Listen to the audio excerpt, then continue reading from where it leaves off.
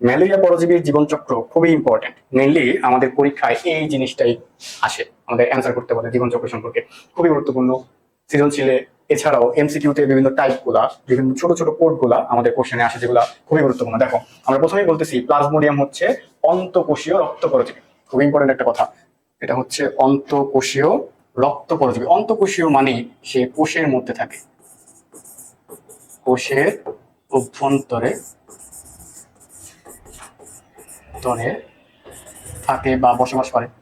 রক্ত পরজীবী মানে সে রক্ত ভক্ষণ করে বা রক্তের উপর নির্ভর করে জীবন পরিচালনা করে, অর্থাৎ তার বেঁচে থাকার জন্য রক্ত খুবই গুরুত্বপূর্ণ। ম্যালেরিয়া পরজীবী হচ্ছে একটা অন্তঃকোষীয় রক্ত পরজীবী, অর্থাৎ সে কোষের মধ্যে থাকবে জন্য সে অন্তঃকোষীয়। আর এটা হচ্ছে রক্ত পরজীবী, অর্থাৎ তার জীবন ধারণের জন্য রক্তের উপর সে খুব বেশি নির্ভরশীল। এই জন্য প্লাজমোডিয়াম বা ম্যালেরিয়া পরজীবীকে বলা হয় অন্তঃকোষীয় রক্ত পরজীবী। ক্লিয়ার সবাই? আচ্ছা, এবার দেখো, ম্যালেরিয়া পরজীবীর জীবন চক্র সম্পন্ন করতে হইলে তার দুইটি পোষক দরকার। কি দরকার? পোষক। তার দুইটি পোষক দরকার। নাম্বার ওয়ান, সে তার জীবনের কিছু সময় অতিবাহিত করে মানব দেহে বা মানুষে। আচ্ছা, এরপরে তার জীবনের বাকি সময় সে অতিবাহিত করে মশকির দেহে। সব মশকি নয়, যে আমরা বললাম অ্যানোফিলিস মশকির দেহে। ক্লিয়ার? আচ্ছা, মানুষের দেহে সে কি করে? মানুষের দেহে সে দুইটা জায়গায় থাকে। মানুষের দেহে সে দুইটা জায়গায় থাকতে পারে, একটা হচ্ছে যকৃতে, আরেকটা হচ্ছে লোহিত রক্তকণিকা বা আর্টিস্ট। আচ্ছা, মানব দেহের এই দুইটা জায়গায় থেকে সে তার জীবনচক্রের অযৌন জনন সম্পন্ন করে। কি করে? অযৌন জনন সম্পন্ন করে। ওকে, মশকির দেহেও সে দুইটা জায়গায় থাকে। একটা হচ্ছে তার খাদ্যনালী বা পরিপাক নালীর কথা আমরা বলতে পারি, পরিপাক নালীতে থাকে, এবং লালা গ্রন্থিতে থাকে। লালা গ্রন্থিতে থাকে। তাহলে মানব দেহে সে থাকে, মানব দেহ তার একটা পোষক, মশকির দেহ তার একটা পোষক। মানব দেহে সে থাকে যকৃতে এবং লোহিত রক্তকণিকায়, মশকির দেহে সে থাকে পরিপাক নালীতে আর লালা গ্রন্থিতে। এখন মশকির দেহে সে যৌন জনন সম্পন্ন করে। কি জনন? যৌন জনন সম্পন্ন করে। আচ্ছা, মানব দেহে সে অযৌন জনন সম্পন্ন করে। এই অযৌন জননকে বলা হয় সাইজোগনি। কি বলা হয়? সাইজোগনি। আচ্ছা, সাইজোগনি কেন বলা হয়? মানুষে যখন সে তার জীবন চক্রের কিছু সময় অতিবাহিত করে, অর্থাৎ অযৌন জনন ঘটায়, তখন একটা দশা দেখা যায়। সেই দশার নাম হচ্ছে সাইজন। সেই দশার নাম কি? সাইজন।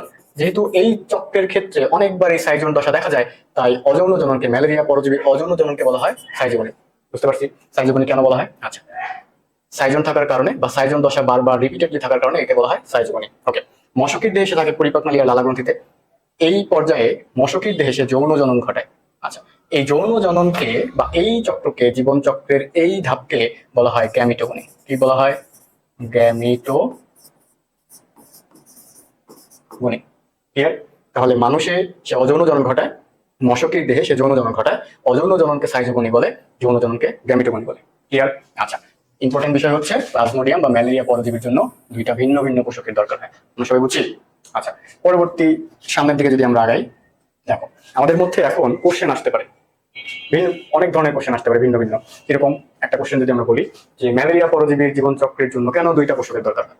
ম্যালেরিয়া পরজীবী তো একটা জায়গায় থাকতে পারতো, তাদের কেন দুইটা দরকার হয়? দেখো, এই সকল ছোট ছোট পরজীবীগুলা, এই সকল ছোট ছোট পরজীবীগুলা সাধারণত বড় পোষক দেহে অযৌন জনন ঘটায়। যেমন মানুষে অযৌন জনন ঘটায়।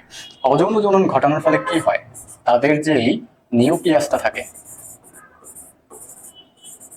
তাদের যে নিউক্লিয়াসটা থাকে, এই নিউক্লিয়াসটা বারবার বিভাজিত হয়, বারবার বিভাজিত হয় মাইটোসিস প্রক্রিয়ায়, বিভাজিত হয়। ফলে দেখো, একটা নিউক্লিয়াসই অনেক অনেক কপি তৈরি করে, একটা নিউক্লিয়াসই অনেক অনেক কপি তৈরি করে।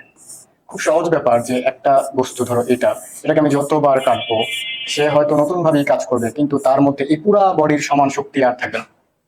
বুঝতে পারছো? একটা জিনিসকে যত কাটবো আমরা, তার শক্তি আস্তে আস্তে আস্তে আস্তে কমতে থাকবে। এই যে শক্তি কমে গেল, এটাকে ও যেহেতু জীব, আমরা বলতে পারি এটা হচ্ছে তার জীবনী শক্তি কমে যায়। জীবনী শক্তি কমে যায়। ক্লিয়ার? আচ্ছা, যেহেতু তার জীবনী শক্তি কমে যায়, তাহলে তো সে মারা পড়বে। জীবনী শক্তি যদি এরকম কমতেই থাকে, তাহলে সে মারা পড়বে। জীবনী শক্তিকে আবার পুনরুদ্ধার করার জন্য সে যৌন জনন ঘটায়। কি ঘটায়? যৌন জনন ঘটায়। দেখো, এই যৌন জনন আবার সে একই দেহে ঘটাতে পারে না, যৌন জনন আবার একই পোষক দেহে ঘটাতে পারে না। এই জন্য তার জীবনী শক্তি পুনরায় ফিরে পাওয়ার জন্য তার দুইটা পোষকের প্রয়োজন। কথা বুঝতে পারছি? ম্যালেরিয়া পরজীবীর জীবন ধারণের জন্য বা জীবন চক্রের জন্য কেন দুইটা পোষকের প্রয়োজন? আচ্ছা, আমরা সবাই বুঝছি আশা করি। আচ্ছা, এরপরে যদি আমরা যাই, দেখো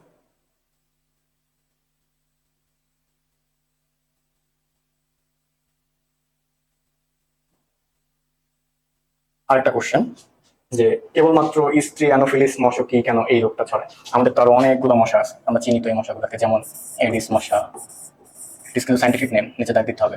তারপর আমরা আরেকটা চিনি কিউলেক্স মশা, ঠিক না? এগুলো তো আমরা চিনি। তাহলে এরা কেন ছড়ায় না?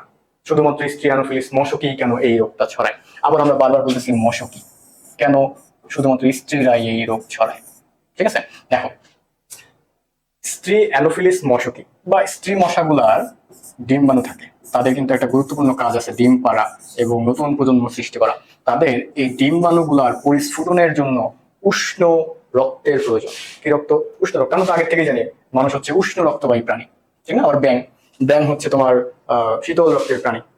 আর এই কি বলে, মানুষ হচ্ছে উষ্ণ রক্তের প্রাণী এবং মশকির ডিম্বাণুর পরিস্ফুটনের জন্য উষ্ণ রক্তের প্রয়োজন। তাই স্ত্রী মশারা অর্থাৎ মশকিরাই সবসময় মানুষকে দংশন করে, পুরুষ মশারা কখনোই মানুষকে দংশন করে না। ওরা হচ্ছে ফুলের মধু বা ওই ফুলের বা পাতার উপর থেকে পানি ইত্যাদি ইত্যাদি খেয়ে জীবন ধারণ করে। মূলত মানুষকে দংশন করে বা মানুষকে কামড় দেয় মশকিরা, স্ত্রী মশকিরা বা স্ত্রী মশারা। দেখো তাহলে স্ত্রী অ্যানোফিলিস মশকিরাই কেন এটা ধারণ করে, তার একটা কোশ্চেন পাওয়া গেছে, স্ত্রীরা কেন, পুরুষরা কেন না। আরেকটা কোশ্চেন হচ্ছে যে শুধুমাত্র অ্যানোফিলিসরাই কেন, অ্যাডিস বা কিউলেক্সরা কেন এটা করতে পারে না? দেখো অ্যাডিস মশা এবং কিউলেক্স মশা এদের পরিপাকতন্ত্রে, এদের পরিপাকতন্ত্র আমরা বলবো না, আমরা বলবো দেহের পরিপাকতন্ত্রে এক ধরনের কেমিক্যাল থাকে, রাসায়নিক পদার্থ থাকে, যেইগুলা এই যে প্লাজমোডিয়াম প্লাজমোডিয়াম এই যে ম্যালেরিয়ার পরজীবীটা থাকে বা জীবাণুটা থাকে, এইটাকে ধ্বংস করে দেয়। এই ম্যালেরিয়ার পরজীবীটা অ্যাডিস মশা কিউলেক্স মশা এদের বডির মধ্যে বাঁচতে পারে না, কারণ এদের বডির মধ্যে এক ধরনের কেমিক্যাল থাকে যারা প্লাজমোডিয়ামকে ধ্বংস করে দেয়। ফলে শুধুমাত্র অ্যানোফিলিস মশকির মধ্যেই ওরা জীবন ধারণ করতে পারে, কারণ ওদের মধ্যে অ্যানোফিলিস মশকির মধ্যে ওদেরকে মারার মতো কিছু নাই বা ধ্বংস করে দেওয়ার মতো কিছু নাই। ফলে খুব সুন্দরভাবে ওরা ওদের বডির মধ্যে কাজকর্ম করতে পারে। বুঝতে পারছি আমরা? তাহলে দুইটা কোশ্চেনের অ্যান্সার পাওয়া গেছে, যে কেন হচ্ছে ম্যালেরিয়া পরজীবীর জীবন চক্রে দুইটা পোষকের প্রয়োজন হয়, আরেকটা হচ্ছে কেবলমাত্র স্ত্রী মশকিরাই ম্যালেরিয়া রোগ কেন ছড়ায়। ক্লিয়ার?